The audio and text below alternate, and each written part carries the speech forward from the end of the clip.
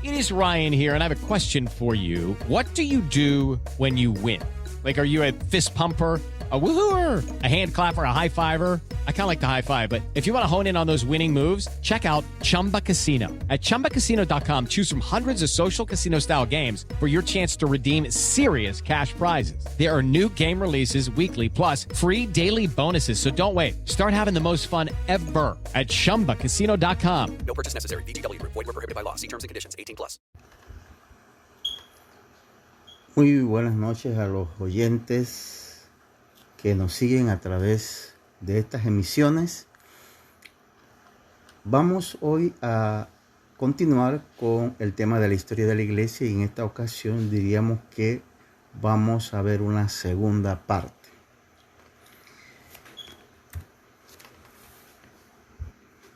Estábamos señalando en primera instancia que la persecución que se dio a la iglesia en los 3 primeros siglos fue devastadora, dura, y que fue con el propósito de eliminar el cristianismo dentro del Imperio Romano. Sin embargo, esto aunado a que el imperio estaba en plena decadencia, los emperadores, y en este caso el mismo emperador Galerio, el 30 de abril del 311 proclama el edicto de tolerancia de Nicomedia, precisamente para detener esta, diríamos así, esta persecución contra los cristianos. Posteriormente se da en una forma más en firme, como señaláramos anteriormente, el edicto de Milán, que fue un edicto en el cual se le garantizó a los cristianos reconocimiento legal. Fue un edicto de compromiso tanto de la iglesia como de el imperio, y en el cual señalábamos que la iglesia, en este caso los que adquirieron ese compromiso, se convirtió en un brazo político del imperio. La iglesia se constituye en un instrumento de estabilidad política y social del imperio, a cambio de que se le apoya económicamente, legalmente, y se le permite tener templos y tener libertad de religión en el imperio. Es importante que veamos algunos datos para analizar bien la historia con objetividad, que es como debe ser visto la historia como disciplina científica y no con subjetividad. Constantino, como emperador, a lo que fue el concilio de Nicea, convocado por él, invitó a los que estaban en el territorio, a los obispos que estaban en el territorio del imperio, que constituían aproximadamente 1800 obispos, 1000 en Oriente y los otros 800 en el Occidente. De eso solamente un pequeño porcentaje asistió. No se tiene con seguridad cuántos asistieron.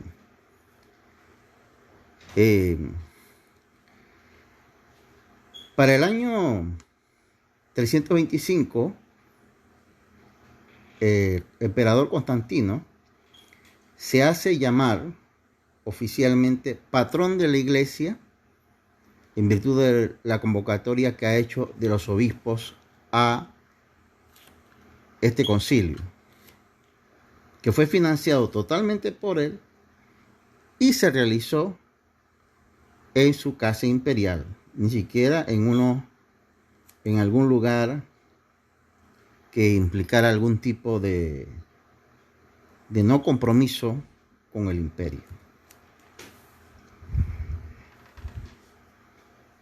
A esto es importante señalar que este concilio tenía varios propósitos, entre los cuales estaba el condenar el arrianismo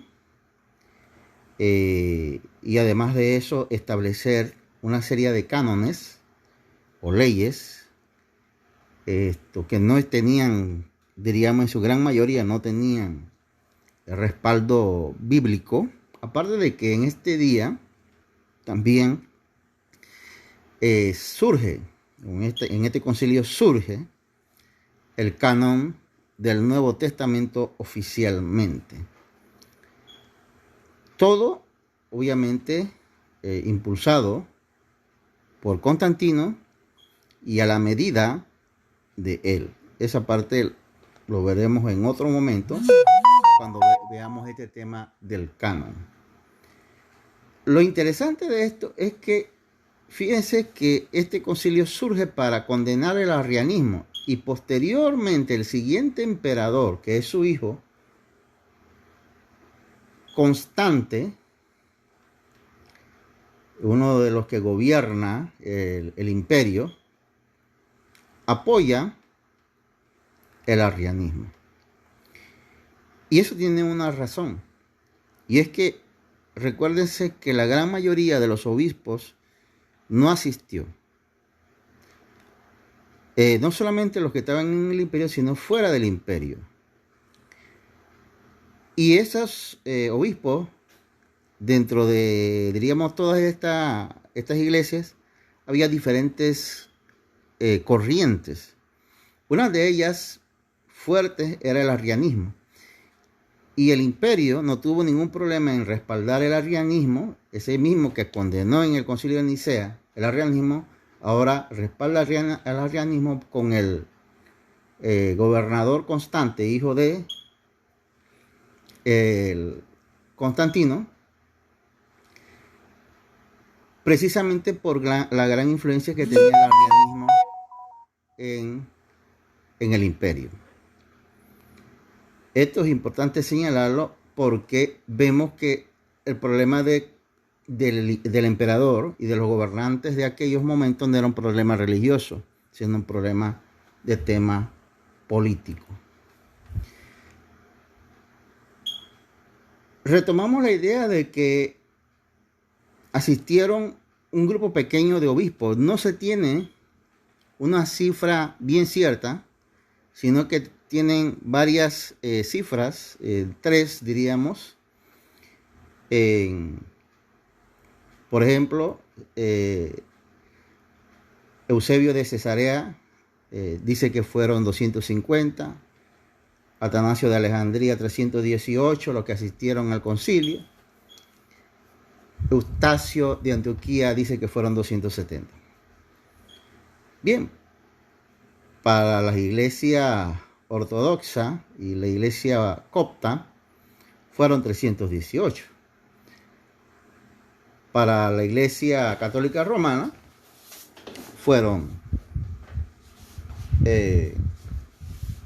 aproximadamente también 318 los que participaron. Sin embargo, esto diríamos que indistintamente de que fuera 318, 300, que fue el que planteó Sócrates de Constantino, o 250, representaba una cifra pequeña, considerando la gran mayoría de los obispos que no asistieron. Otro detalle importante aquí, y precisamente por eso se da esta serie de situaciones, es que fueron convocados obispos, más sin embargo asistieron sacerdotes y diáconos. Sin embargo, los que se contaron fueron los obispos.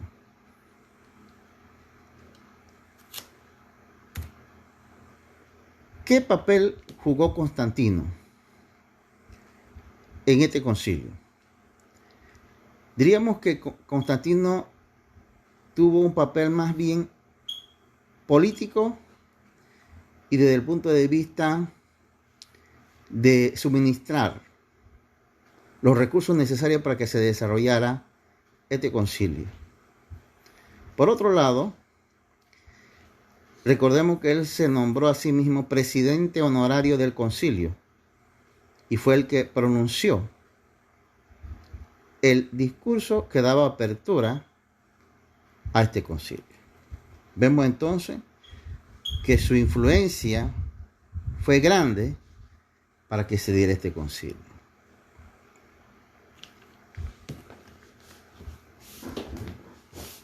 Aquí vemos que todavía se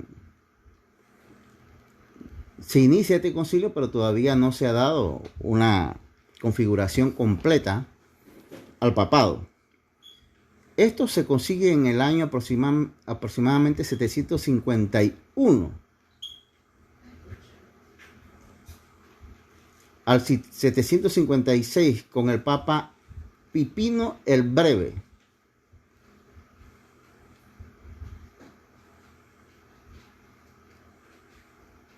Con Pipino el Breve se otorga al Papa poder sobre todas las regiones de Roma. Y surge aquí los estados pontificios. Aquí es donde realmente surge formalmente entonces la Iglesia Católica Romana como estado pontificio. Es una situación histórica, un detalle, un dato histórico que se debe conocer y saber que la iglesia que inició en Jerusalén no es esta, no tenía esta condición ni esta característica. A partir de aquí, diríamos que la iglesia antigua, teniendo al obispo de Roma como personaje más relevante, adquiere más poder político y religioso que se va desarrollando a través de la historia en toda Europa, fundamentalmente. La caída del Imperio Romano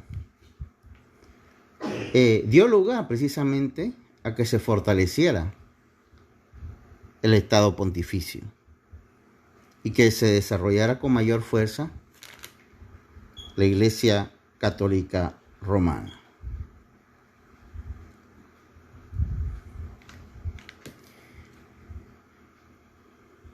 Los concilios que se siguieron definían muchas cosas. Por ejemplo, en el Concilio Vaticano I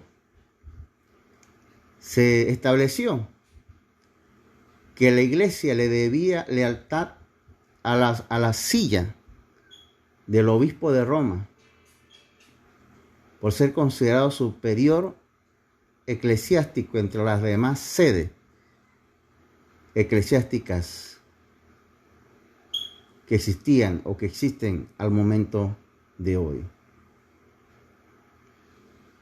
Esto contradice totalmente lo establecido en las Sagradas Escrituras, que nos señala a nosotros que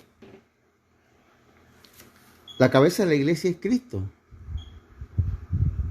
y que nosotros los cristianos le debemos lealtad a Cristo y no a la silla ni del obispo de Roma ni de ningún obispo. Para poder garantizar esta lealtad, los concilios establecieron, especialmente el Concilio Vaticano I, que el Papa era infalible cuando habla ex cátedra, o decir, como cuando habla oficialmente como Papa. Fíjense en qué año se establece esta condición. En el Concilio Vaticano II, primero, de 1869 a 1870, siglo XVIII.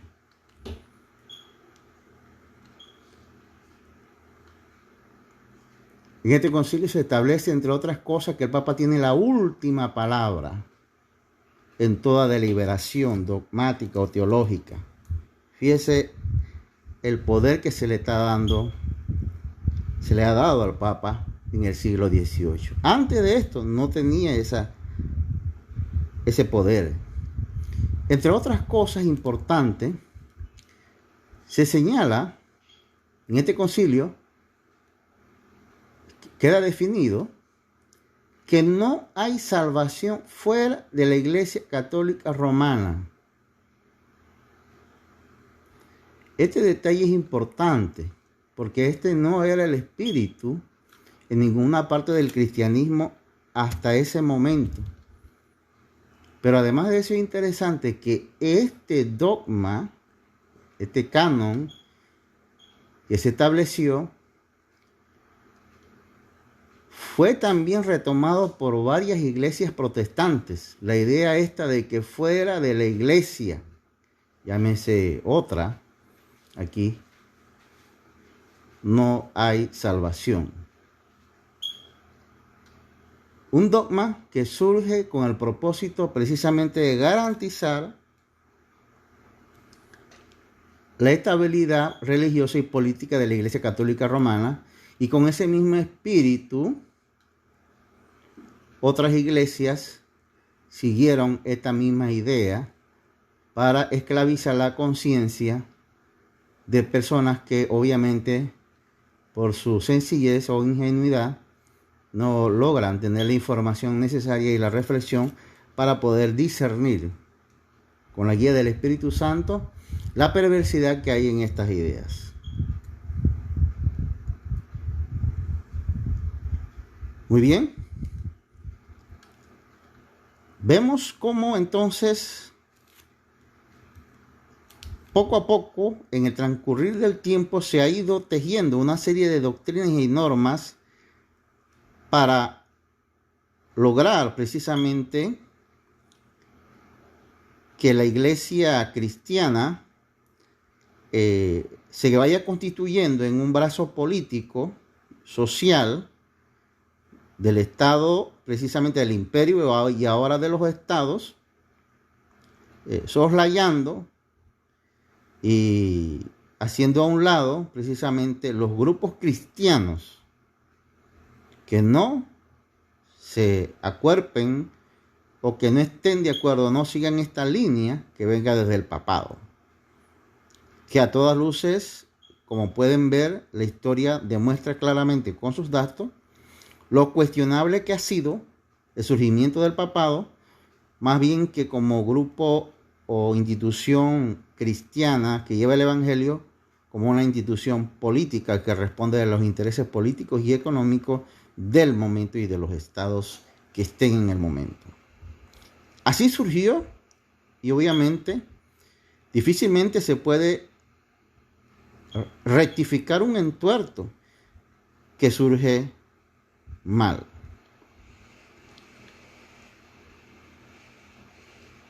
Por consiguiente, nosotros tenemos que tener esta información para que no nos hagan sentir mal a nosotros porque no pertenecemos o no formamos o no tenemos lo que algunos precisamente llaman papolatría, inclusive católicos, o jerarcatría, que es idolatría a la jerarquía, sino que debemos tener un criterio independiente y reflexivo sobre cada uno de estos pormenores para poder tener la conciencia tranquila de que seguimos a Cristo de una forma sencilla, como dice la palabra. Nosotros, dice Jesús, que si no os arrepentís, todos pereceréis. Jesús nos llama a un arrepentimiento de corazón para ser salvos. No me llama a mí a servir los intereses políticos y económicos de una silla de ningún obispo. ni en ningún cuerpo religioso, ni de ningún concilio, sea católico o protestante, que esté enmarcado en la verdad de las Sagradas Escrituras. Seguiremos reflexionando sobre este tema en una tercera sección de la historia del cristianismo. Que pasen un buen día. Hey, it's Ryan Seacrest. Life comes at you fast, which is why it's important to find some time to relax. A little you time. Enter Chumba Casino. With no download required, you can jump on anytime, anywhere for the chance to redeem some serious prizes. So treat yourself with Chumba Casino and play over 100 online casino-style games, all for free. Go to ChumbaCasino.com to collect your free welcome bonus. Sponsored by Chumba Casino. No purchase necessary. VGW Group. Void where prohibited by law. 21 plus. Terms and conditions apply.